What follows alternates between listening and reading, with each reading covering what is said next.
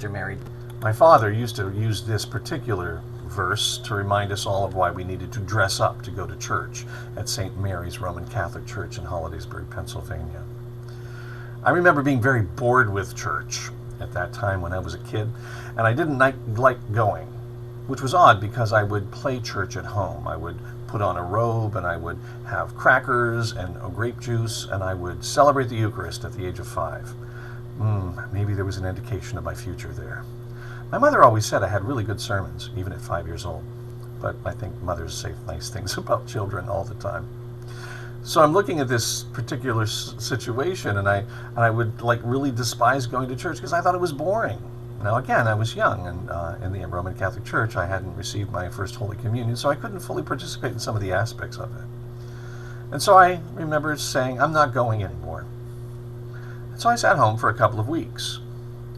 And I think my family realized that there was something odd going on. And so then one day my father came back with my brothers, Tom and Buddy, and my sister Mary Jo.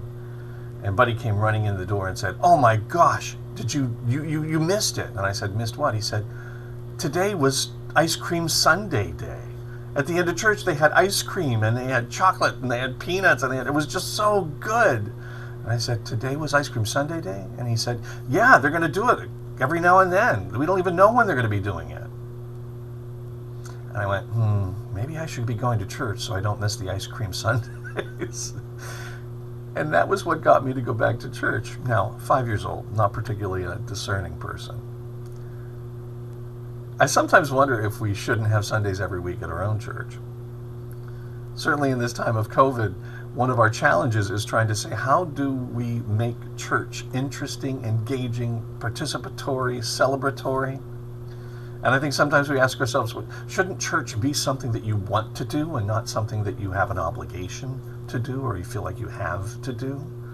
Or something you do out of habit? Something you sit there and go, I'm not sure why I'm here.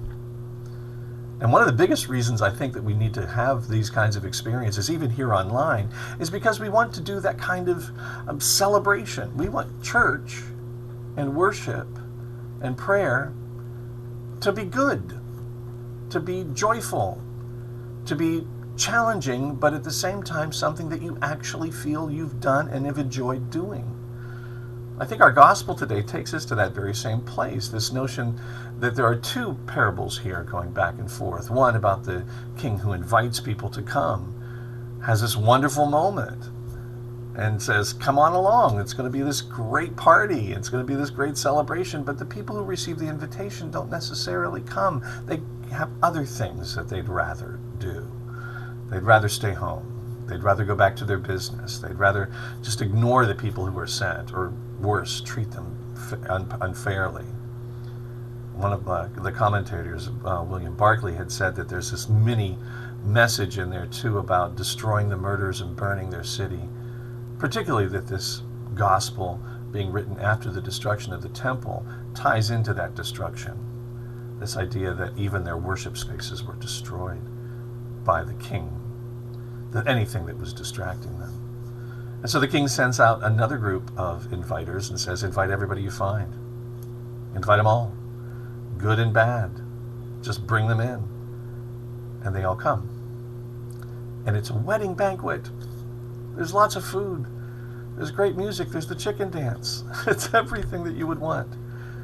And it's what we hope we have whenever we have these experiences. The second half of this, of course, was one that was used like by my father. I said, making sure we were always dressed up for church. No jeans, no denim, kind of like the Erie Club. We had to make sure that we were dressed properly to go in. I think that's misinterpreting this particular message, though, because what we're really saying is, do you come prepared to have a celebration? Are you not dressed correctly in your spirit? Do you come with a sense of joy? Again, Bill Barclay says it's not about your outer clothing, it's about what you're feeling, it's about what you're thinking, it's about your spirit. Do you attend and engage worship because you are celebrating all of the wonderful gifts that God has given you? Do you come and attend worship because you trust in God's care, God's healing, God's welcome?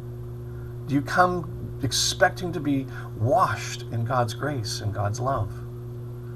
This is what I expect in worship. It's what I expect even here online. That we're going to be celebrating the wonderful things that God has given us in all of creation and in our own individual lives. Yes, life is challenging. Yes, life is frustrating. For some of us, life is very painful. But it's still life. And there is joy in life. I think we're being invited to say, make sure that you enjoy whatever it is in our worship. And remind us that we need to be a place of joy as well. Amen.